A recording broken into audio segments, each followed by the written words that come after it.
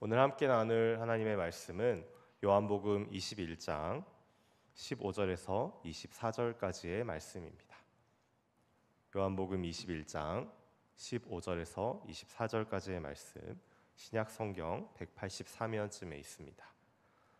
요한복음 21장 15절에서 24절까지의 말씀을 한 절씩 교독하신 후에 마지막 24절은 다 함께 읽도록 하겠습니다. 네, 그러면 시작하겠습니다.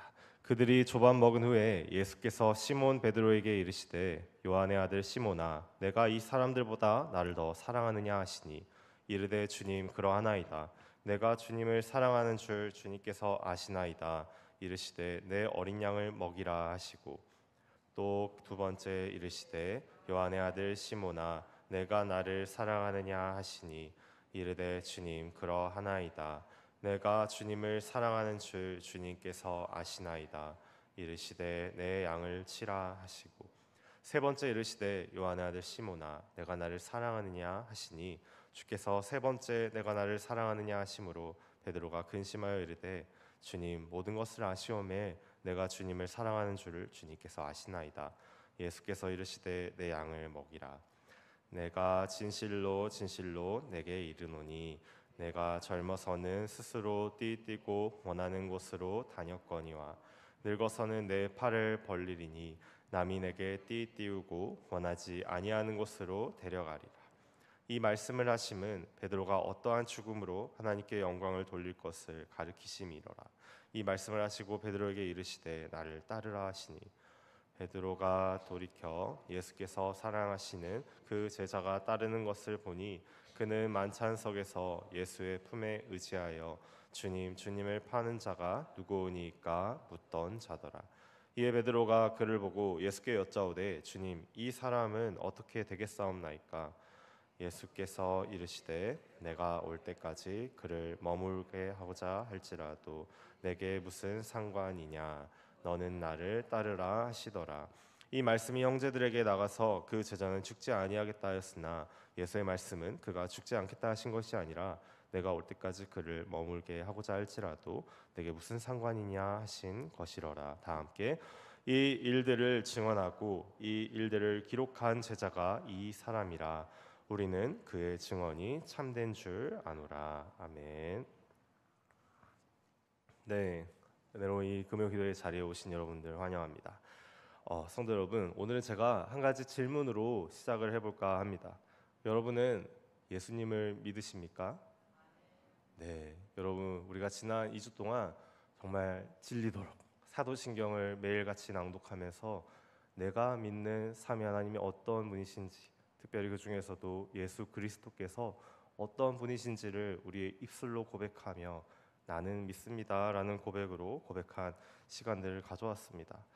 여러분 다시 한번 묻겠습니다. 여러분은 예수께서 그리스도시며 살아계신 하나님의 아들이신 줄 믿으십니까?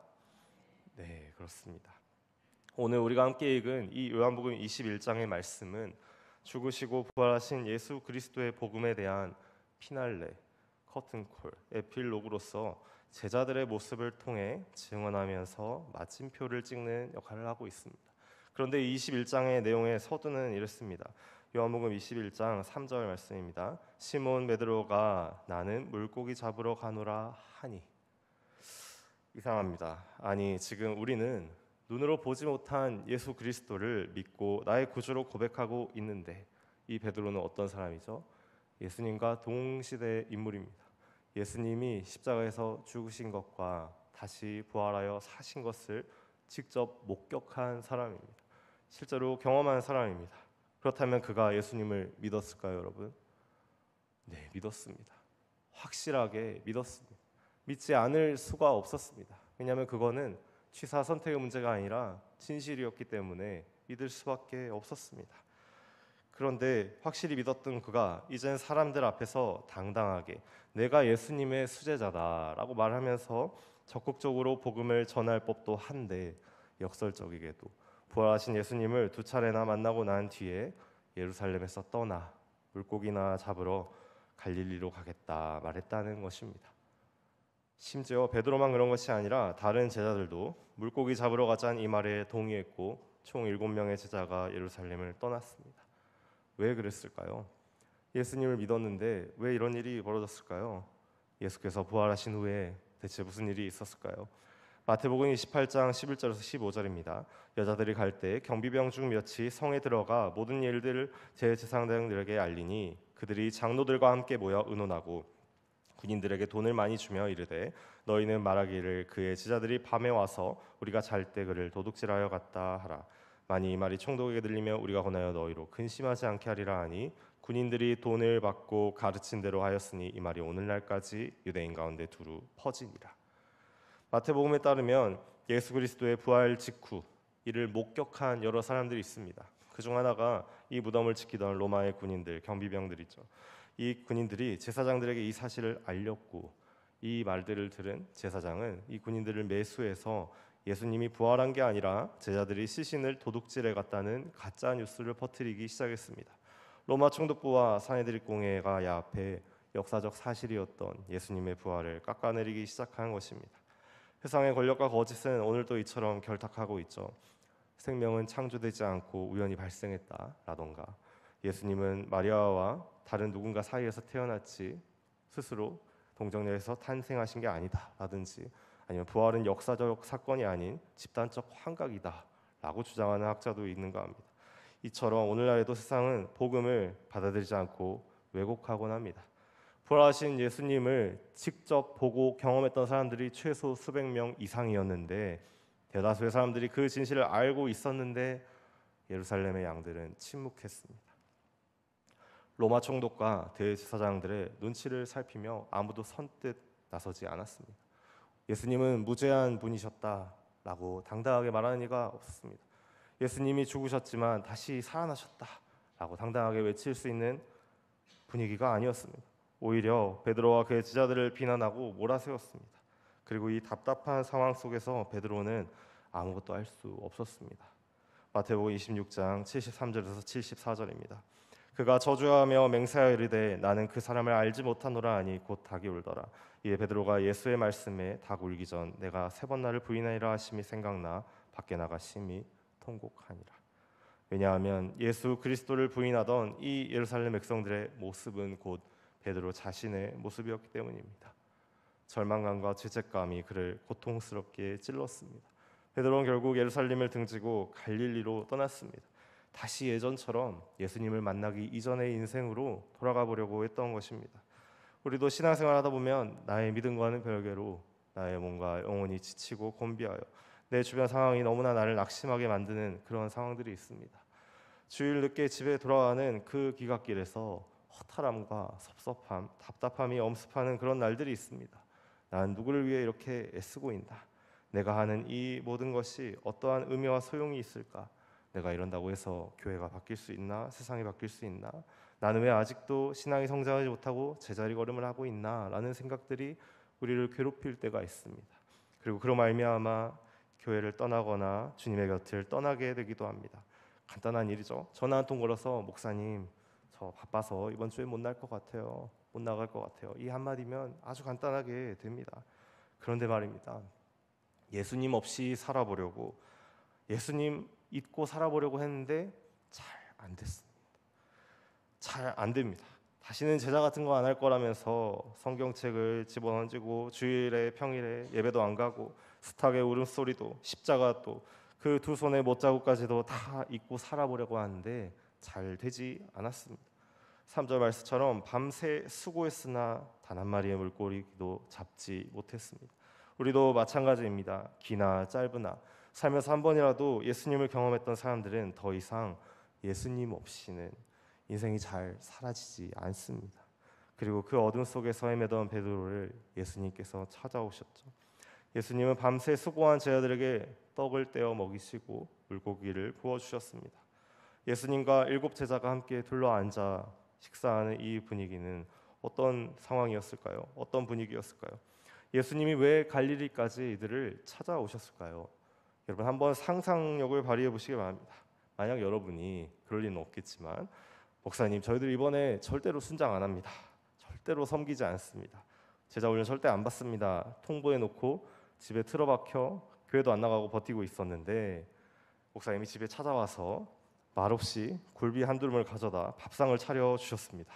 자, 그럼 이거는 어떤 의미인가요, 여러분? 네, 어떤 의미이죠? 네, 네, 일 시키려는 의미다라는 분도 있고, 아니다, 이건 우리를 혼내려고 오신 거다 하시는 분도 있을 거고, 아니다, 이건 정말 굴비를 먹이려고 오신 거다 하는 분도 있을 텐데 굉장히 어색했을 겁니다. 굉장히 이 식사하는 장면이 어색했을 겁니다. 예수님이 무슨 말을 할지 쉽게 예상할 수 있었기 때문입니다. 보나마나 베드로를 처음 부르신 그날처럼 나를 따르라 하시지 않을까라고 생각을 하고 있었습니다. 이제 열심히 다시 해보자라는 말을 하실 줄 알았는데 뜻밖의 질문을 던지십니다. 요한복음 21장 15절입니다. 그들이 조반 먹은 후에 예수께서 시몬 베드로에게 이르시되 요한의 아들 시몬아 내가 이 사람들보다 나를 더 사랑하느냐 하시니 시몬아 내가 여기 있는 이 사람들보다 나를 더 사랑하느냐. 헬라어 원문으로는 이 질문은 중의적 의미를 좀 가지고 있습니다. 이 사람들을 지칭하는 말은 명사로 중성형이어서 이 사람들로 해석도 되지만 이것들로도 해석이 됩니다. 근데 지금 이 사람들이 다 누구입니까? 베드로와 함께 있는 이 제자들, 옛날부터 베드로랑 같이 물고기 잡던 그 사람들입니다. 즉 다른 제자들과 함께 꿈꾸었던 예수님을 만나기 이전 그가 평생 살아왔던 어부로서의 삶을 의미하는 것입니다. 어떻게 해석하든지 말이죠. 예수님은 이렇게 묻는 것입니다. 너가 나 만나기 이전의 삶을 나보다 더 사랑하고 있니? 여러분, 그런데 베드로는 누구를 더 사랑했습니까? 어느 쪽을 더 사랑했습니까? 요한복음 21장 7절입니다. 예수께서 사랑하시는 그 제자가 베드로에게 이르되 주님이시라 하니 베드로가 벗고 있다가 주님이라 하는 말을 듣고 겉옷을 두른 후에 바다로 뛰어내리더라. 베드로는 예수님이라는 것을 알아보자마자 배가 될 때까지 기다리지 않고 즉시 물속으로 뛰어들었습니다. 즉시 옷을 갖춰 입고 물속으로 뛰어들었습니다. 그래서 헤엄쳐서 예수님께 왔습니다.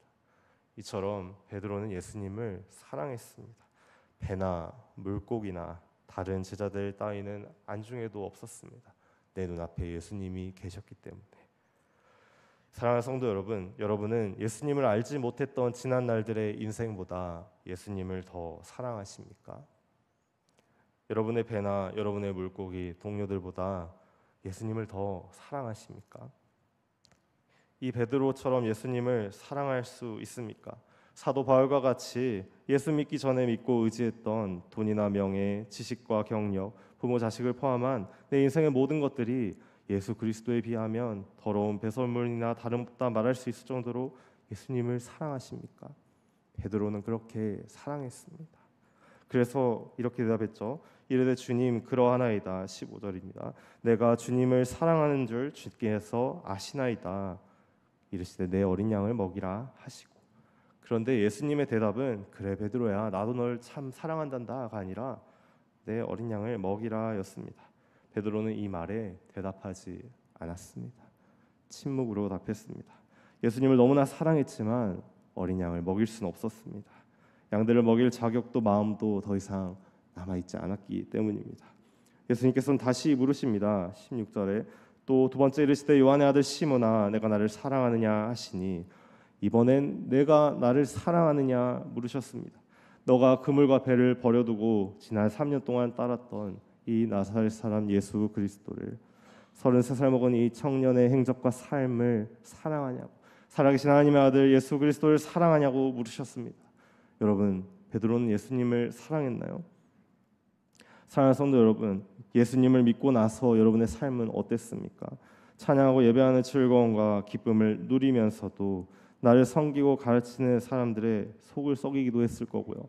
때로는 이 기쁨과 감사에 감동을 주체하지 못해서 내가 배운 지식을 세상의 전부인 양 생각하거나 마음 가는 대로 뜻하는 대로 내가 원하는 대로 주님을 나의 방식대로 사랑하고 섬기며 따르진 않았습니까? 마태복음 17장 4절입니다. 베드로가 예수께 여쭈어 이르되 주여 우리가 여기 있는 것이 좋사오니 만일 주께서 원하시면 내가 여기서 초막 셋을 짓되 하나는 주님을 위하여 하나는 모세를 위하여 하나는 엘리야를 위하여 하리이다. 그렇습니다. 베드로도 우리처럼 때로는 투박하고 경솔하고 막무가내고 연약했을지언정 주님과 늘 함께 있기를 원했습니다. 주님을 위해서라면 뭐든지 할 수 있었습니다. 주님께 충성을 맹세했고요. 그를 위해서 칼도 휘둘렸습니다. 인정받고 사랑받기 위해서 애썼습니다. 미성숙했지만 베드로는 진정으로 예수님을 사랑했습니다. 21장 16절 말씀입니다. 이르되 주님 그러하나이다. 내가 주님을 사랑하는 줄 주님께서 아시나이다. 이르시되 내 양을 치라 하시고. 그런 이 베드로의 사랑 고백에도 예수님의 대답은 내 양을 치라였습니다. 베드로는 이번에도 여전히 침묵했습니다. 예수님을 사랑했지만, 예수님을 위해서 뭐든지 할 준비가 되어 있었지만 아직 예수님의 양을 맡을 수는 없었습니다. 그는 여전히 양들을 이끌기엔 부족한 사람이었기 때문입니다. 17절입니다. 세 번째 이르시되 요한의 아들 시몬아 내가 나를 사랑하느냐 하시니 주께서 세 번째 내가 나를 사랑하느냐 하심으로 베드로가 근심하여 예수님께서는 세 번째로 베드로에게 질문하십니다. 네가 나를 사랑하느냐? 베드로는 예수님께서 세 번씩이나 같은 말씀을 하신 것에 마음이 괴롭고 근심에 휩싸였습니다. 그가 저주하면서 세 번이나 부인했었던 예수 그리스도의 모습이 아직도 그의 마음에 깊은 고통으로 남아 있었기 때문입니다. 종들에게 뺨을 맞으시는 그때 대제사장들의 종들이 예수께 침을 뱉고 있던 그 시간에 그를 따르던 제자에게마저 버림받으신 예수님, 십자가에 달리신 주님을 보면서도 아무 말도 할 수 없었던 자신의 그 모습이 여전한 불명예와 수치로 남아 있었기 때문입니다. 베드로전서 3장 18절 말씀입니다. 그리스도께서도 단번에 죄를 위하여 죽으사 의인으로서 불의한 자를 대신하셨으니 이는 우리를 하나님 앞으로 인도하려 하심이라. 육체로는 죽임을 당하시고 영으로는 살리심을 받으셨으니. 변할 수 없는 진실이자 진리죠. 우리의 죄악이, 나의 죄악이 예수님을 십자가에 못 박혀 돌아가시게 했습니다. 예수님을 위해서 증언해 준 사람이 한 명도 없었습니다. 예수님을 위해서 자기 목숨을 내걸고 나선 사람이 단 한 명도 없었습니다. 베드로조차 그렇게 하지 못했습니다. 그러나 예수님께서는 부활하셨으며 오늘 살아서 베드로의 곁에 계십니다. 세 번이나 부인했던 예수께서 사흘 만에 무덤 문을 여시고 오늘까지 세 번이나 제자들 앞에 찾아오신 것입니다. 예수님께서는 이 세 번째 질문을 하실 때 사랑에 있어 베드로의 어휘를 사용하셨습니다. 예수님은 오늘도 이 갈릴리까지 잃어버린 그의 어린 양 베드로를 찾으러 오셨습니다. 그는 처음 베드로를 만나 넘치는 물고기를 주신 그 날부터 베드로를 말씀에 순종하는 제자로 양으로 기르셨습니다. 그리고 오늘도 자신의 양들에게 손수 아침밥을 지어서 먹이고 계셨습니다. 사랑하는 성도 여러분, 예수님께서 그동안 우리를 가르치고 제자 삼으시고 오늘 이 기도의 자리에까지 부르시며 직접 찾아오신 것은 베드로를 혹사시키거나 부려먹기 위해서가 아니었습니다. 그를 구원하시고 기르시며 먹이시기 위해 오셨습니다. 세상을 아니라 나를, 제 멋대로인 나를, 구원의 은혜를 죄악의 원수로 갚았던 나를, 어둠 속에서 헤매이던 베드로를 구하시려고 오늘 이 기도의 자리에서도 저와 여러분과 함께하고 계시는 것입니다. 요한복음 21장 17절입니다. 이르되 주님 모든 것을 아시오매 내가 주님을 사랑하는 줄을 주님께서 아시나이다. 예수께서 이르시되 내 양을 먹이라. 베드로의 대답이 달라졌죠. 베드로는 예수님께 답합니다. 모든 것을 아시오매. 나의 추하고 더러운 배신과 십자가를 바라보며 느꼈던 후회와 슬픔을, 예루살렘에서 낙심해서 갈릴리까지 도망쳐온 나의 연약함까지도 다 아시는 주님, 다 아시는 예수님, 그런 나를 위해서 구멍난 발로 이곳까지 달려오시고 못자국난 손으로 생선을 구워 먹이시는 예수님, 내가 이 예수님을 사랑합니다. 예수님은 이번에도 내 양을 먹이라고 말씀하셨습니다. 베드로는 이번에도 대답하지 않았지만 드디어 이 두 사람의 사랑에 초점이 맞게 되었습니다. 그러자 예수님께서는 베드로의 사명, 그의 길에 대해 설명해 주셨습니다. 18절에서 19절입니다. 내가 진실로 진실로 내게 이르노니 내가 젊어서는 스스로 띠띠고 원하는 곳으로 다녔거니와 늙어서는 내 팔을 벌리리니 남이 내게 띠띠우고 원하지 아니하는 곳으로 데려가리라. 이 말씀을 하심은 베드로가 어떠한 죽음으로 하나님께 영광 돌릴 것을 가르치심이로라. 이 말씀을 하시고 베드로에게 이르시되 나를 따르라 하시니. 사랑하는 성도 여러분, 예수님을 사랑하기 때문에 따라갔던 베드로의 길은 이전처럼 내 마음대로 다녔던 길이 아니었습니다. 내 방식대로 믿는 신앙생활이 아니었습니다. 결박되어서 원하지 않는 곳으로 끌려가는 길이었습니다. 팔을 벌리고 십자가에 못 박혀 죽는 고통스러운 순교의 길이자 희생의 길, 곧 그리스도께서 앞서 밟으셨던 길이었습니다. 그래서 그 길은 영광스러운 길이었습니다. 마태복음 26장 39절입니다. 조금 나아가사 얼굴을 땅에 대시고 엎드려 기도하여 이르시되 내 아버지여 만일 할만하거든 이 잔을 내게서 지나가게 하옵소서. 그러나 나의 원대로 마시옵고 아버지의 원대로 하옵소서 하시고, 그리스도께서는 하나님 아버지의 구원 사역을 이루시기 위하여 율법의 의를 다 이루시기 위하여 십자가의 길을 가셨습니다. 하지만 동시에 예수님은 그 십자가를 원치 않으셨습니다. 수치와 모욕 당하는 것이 좋아서 나무에 달리지 않으셨습니다. 그러나 아버지를 향한 사랑 때문에 순종하셨습니다. 또 너무나 아끼고 사랑하는 그의 제자들을 위해서 이 십자가를 지셨습니다. 사랑하는 성도 여러분, 바로 이것이 예수님이 말한 사랑, 우리가 배우고 닮아가야 할 예수 그리스도의 참된 사랑입니다. 우리 각자에겐 주님이 맡기신 양들이 있습니다. 부모와 자식, 친구와 동료, 남편이나 아내일 수도 있고요. 교회 형제, 자매일 수도 있습니다. 하지만 절대 잊어서는 안 됩니다. 우리가 이들을 섬기고 돌보는 그 원동력은 이들에게서 나는 것이 아니라 예수 그리스도를 향한 사랑이어야만 하는 것입니다. 자기 이익을 위해서 그저 육신을 연명하기 위해서 하는 섬김이나 사역은 무의미합니다. 마치 밤새 던져도 물고기 한 마리 건지지 못하는 그물과도 같습니다. 인생의 낭비라고 할 수 있습니다. 개인의 도덕성이나 인격, 지식이나 능력, 신앙 경력이나 은사에 근거한 섬김이나 사역은 겉보기에는 그럴듯해도 절대로 은혜가 되지 않습니다. 자신의 사상과 방식대로 예수를 믿었던 베드로가 아무것도 할 수 없었듯이 말입니다. 오직 예수 그리스도를 향한 사랑만이 우리의 동력이 되어야 합니다. 우리의 믿음, 우리의 신앙 고백이 우리 삶을 통해 나타나게 하기 위해서는 오로지 예수 그리스도를 향한 사랑이 전제되어야만 하는 것입니다. 사랑하는 성도 여러분, 저는 과거 이 말씀을 통해 저를 깨닫게 되었습니다. 나를 채용하신 분이 살아계신 하나님 아버지시며 나의 직장은 예수 그리스도의 복음이고 저를 천옥교회로 인도하신 이는 바로 성령 하나님이시라는 사실을 알게 되었습니다. 저는 부족하게나마 제 가족들을 사랑하고 함께 일하는 동역자들을 사랑하고 전교회 성도분들과 맡겨진 청소년 학생들을 사랑하지만 그가 제가 사역하는 1차적인 원동력이 될 수는 없습니다. 마태복음 19장 29절입니다. 또 내 이름을 위하여 집이나 형제나 자매나 부모나 자식이나 전토를 벌인 자마다 여러 배를 받고 또 영생을 상속하리라. 만약 제가 사명을 거부하고 직장 생활을 했다면 인생을 낭비했을 겁니다. 만일 제가 일신의 안녕을 위해 가족을 위해 사람들을 좋아해서 사역한다면 금세 지치고 진창에 빠져 실망하고 낙심하게 될 것입니다. 사랑하는 성도 여러분, 예수님을 여러분 삶의 1순위로 두셔야 합니다. 예수님을 여러분의 삶의 제1순위로 두셔야 합니다. 그것이 우리에게 주어진 숙제입니다. 내 곁에 있는 모든 사람을 다 합친 것보다도 예수님을 더 소중하게 여겨야 하는 것입니다. 그것이 바로 그리스도입니다. 예수님을 더 사랑해야 합니다. 그리고 역설적에도 우리가 그런 마음을 붙잡고 나아갈 때 우리의 가정과 교회가, 우리의 직장과 삶이, 우리의 신앙이 풍성이 넘치는 은혜를 누리게 되는 것입니다.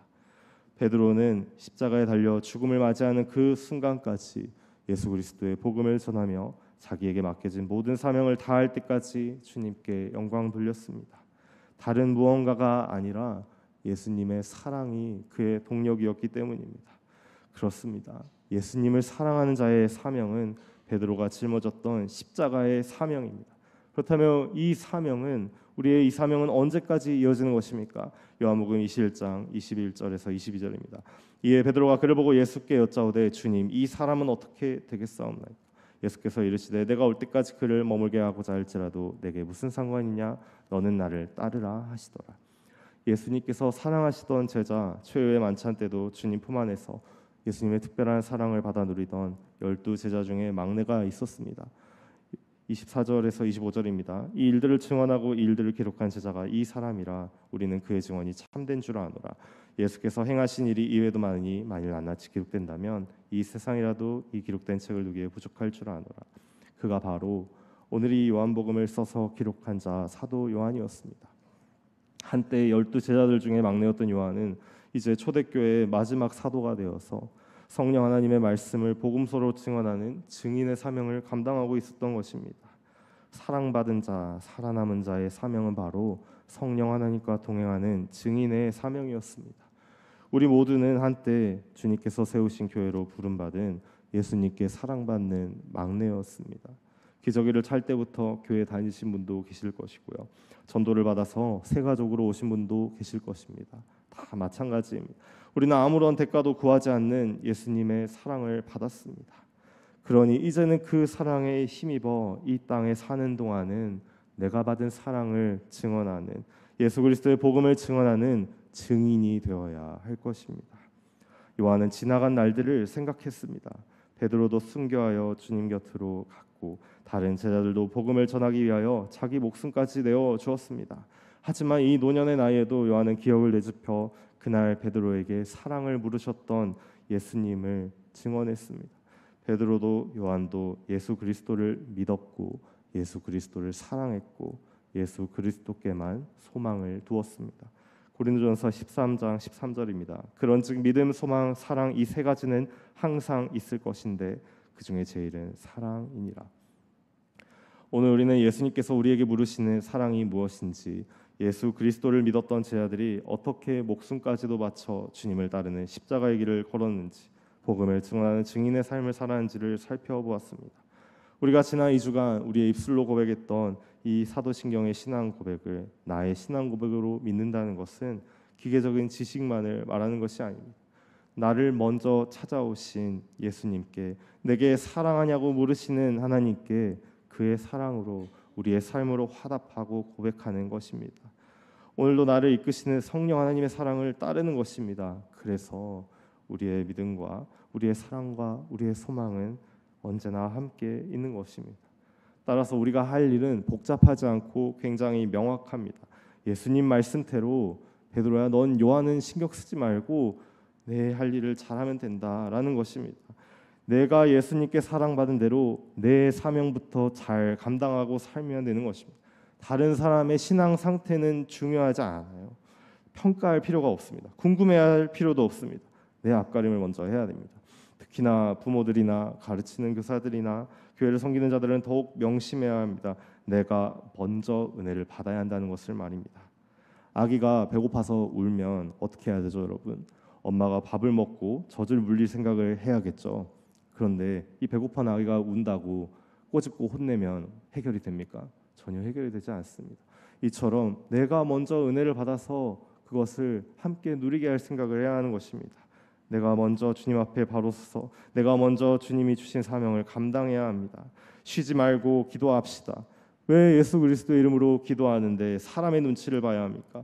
나와 내 집을 위해서, 교회를 위해서, 나라와 민족을 위해서, 내게 맡기신 영혼들을 위해서 제발 기도해야 됩니다. 하루에 기도 30분 이상은 할 수밖에 없습니다. 자연스럽게 기도하게 되어 있습니다. 자연스럽게 기도가 나올 수밖에 없게 되어 있습니다. 기도하지 않으면서 기도하는 사람을 비난하는 것처럼 어리석은 것은 없습니다. 성경을 읽으셔야 합니다. 여호수아의 말씀처럼 밤낮으로 이 성경을 읽고 묵상해야 됩니다. 요즘에는 대학 교수나 스님들조차도 성경을 읽는다고 합니다. 이 안에 담긴 진리와 지식이 너무나 탁월해서 말입니다. 믿지 않는 사람들도 파고드는 이 성경을 믿는 우리가 안 읽었어야 되겠습니까? 단 한 절만이라도 읽고 외워서 그것을 실천하십시오. 인생이 변하지 않을 수가 없습니다. 마지막으로 천하 만민에게 그리스도의 사랑을 베풀어야 합니다. 바로 복음을 전하며 전도하는 것입니다. 그것이 최고의 이웃 사랑입니다. 온 유대와 사마리아와 땅끝까지 복음을 전하라는 이 말은 사람 가리지 말고 복음을 전하라는 말입니다. 예수님 외에 구원받을 사람을 선별하는 것은 월권입니다. 우리는 그런 일을 하는 것이 아닙니다. 복음을 틈만 나면 모두에게 전해야 합니다. 말씀과 기도와 전도, 바로 이 안에서 성도 간의 교제도 이루어집니다. 사랑과 선행을 격려하며 힘써 모이는 이것이 바로 그의 양들을 먹이고 다스리는 예수님의 방식이자 그분의 사랑인 것입니다. 이처럼 예수님의 제자로 산다는 것은, 그분을 사랑하며 따르는 증인으로 산다는 것은 거창하기만 한 것이 아니라 굉장히 현실적인 겁니다. 오늘 못하는 걸 언젠간 할 수 있을 거라며 자기 자신을 기만해서는 안 됩니다. 사랑하는 성도 여러분, 제가 여러분에게 질문 드리겠습니다. 여러분은 예수 믿기 전에 살아왔던 여러분의 인생보다 예수님을 더욱 사랑하십니까? 네. 여러분은 예수님을 믿고 따랐던 것을 후회하십니까? 아니면 지금도 주님을 사랑하십니까? 네, 그렇죠. 오늘 이 기도의 자리에 찾아오신 예수님을 사랑하시겠습니까? 이 모든 질문에 여러분이 입을 열어 대답할 필요가 없습니다. 이 모든 것을 다 아시는 주님을 향한 사랑으로 지금 화답합시다. 이제 이어질 기도회와 찬양 시간은 우리 마음의 모든 의심을 내려놓고 모든 연약함을 내려놓고 나의 참 사랑 되시는 예수님만을 바라보며 십자가의 길로 나아가는 저와 여러분이 되시길 소망합니다. 기도하겠습니다.